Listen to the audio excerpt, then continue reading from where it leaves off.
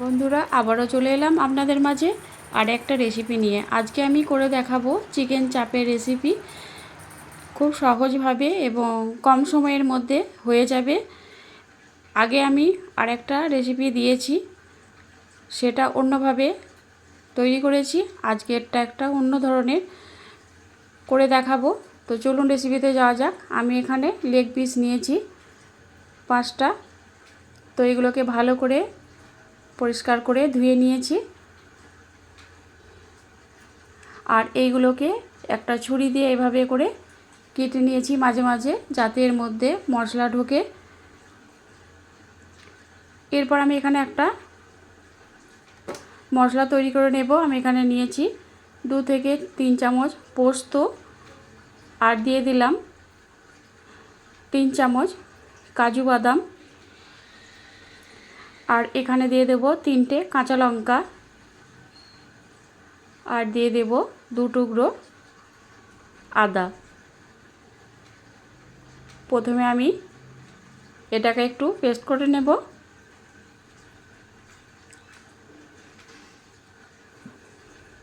অল্প 2 চামচের মতো পানি দিয়ে দিলাম। দিয়ে এটাকে আমি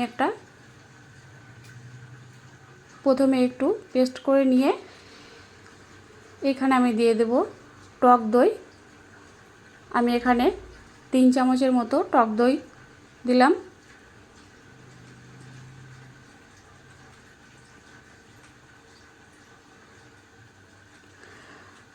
টক দইটা দিয়ে আমি আবারও এটাকে একটা মিহি পেস্ট করে নেব। তো দেখুন, এরকম মিহি পেস্ট একটা তৈরি করে নিয়েছি।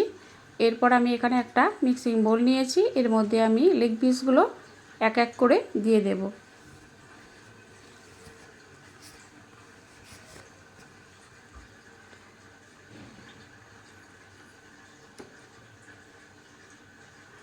লেগ পিসগুলো আমি এখানে দিয়ে দিয়েছি। এরপর আমি যে পেস্টটা করে রেখেছিলাম সেটা দিয়ে দিলাম। এখানে দিয়ে দেব লঙ্কা গুঁড়ো। এখানে আমি 1.5 চামচের মতো লঙ্কা গুঁড়ো দিয়েছি। দিয়ে দিলাম জিরে গুঁড়ো,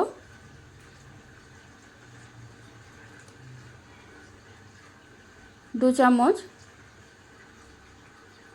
স্বাদ মতো নুন,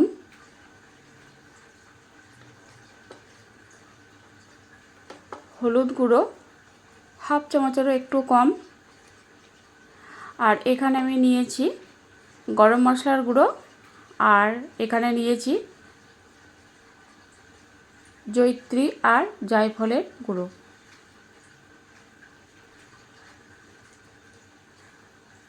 এখানে দিয়ে দিলাম সাদা তেল 2 চামচ।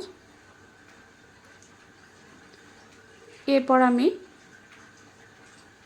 সবগুলো উপকরণ হাত দিয়ে খুব ভালো করে মেখে নেব।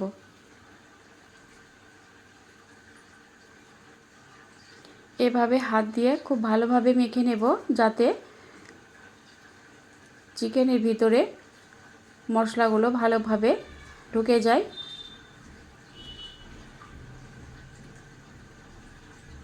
খুব ভালো করে এটাকে মেখে নিতে হবে।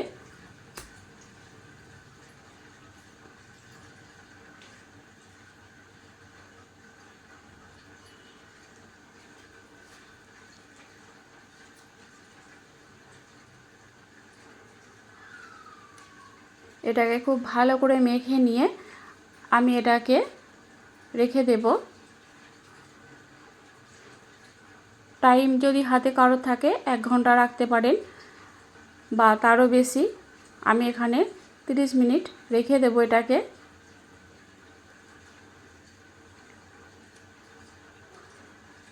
তো ফিরে এলাম 30 মিনিট পর।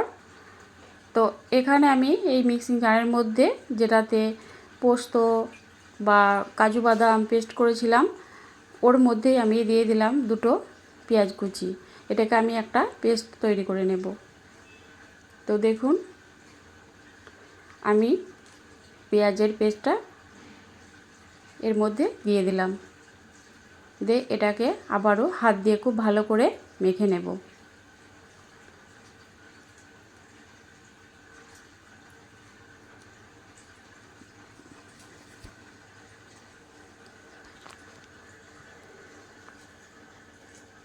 হাত দিয়ে খুব ভালোভাবে মেখে নিয়েছি।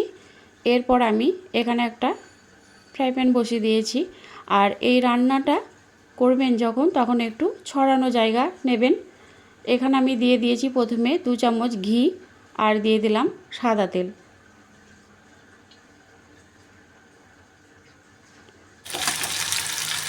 এরপর আমি একে একে লেগ পিসগুলো উল্টে পাল্টে একবার ভেজে নেব। খুব বেশি ভাজার প্রয়োজন নেই, হালকা করে একবার ভেজে নেব। সবগুলোকে আমি এভাবে করে ভেজে নেব।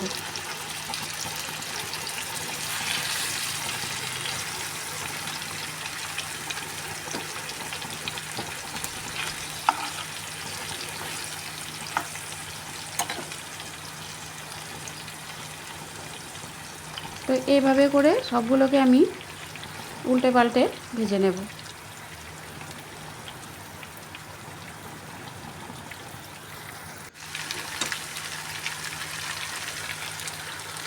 সবগুলোকে ভেজে নিয়েছি। এরপর এখানে যে মশলাটা, সেটা আমি এর মধ্যে দিয়ে দিলাম। গ্যাসের আঁচটাকে অবশ্যই মিডিয়ামে রাখবেন। এভাবে করে তুলে তুলে দিয়ে দিলাম যাতে মশলাটা চিকেনের মধ্যে মিশে যায়।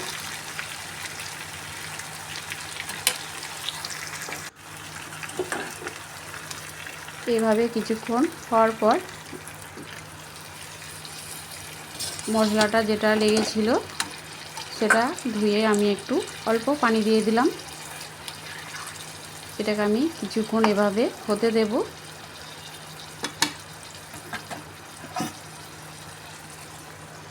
এরপর আমি একটা ঢাকনা দিয়ে এটাকে ঢেকে দিলাম। তো ফিরে এলাম 5 মিনিট পর। দেখুন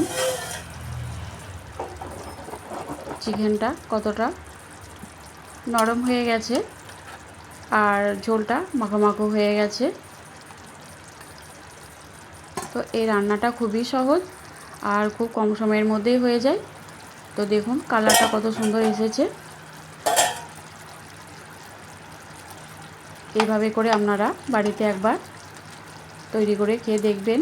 রুটি, পরোটা, ফ্রাইড রাইস, পোলাও সব কিছুর সঙ্গে এটা পরিবেশন করুন। তো কেমন হয়েছে অবশ্যই জানাবেন।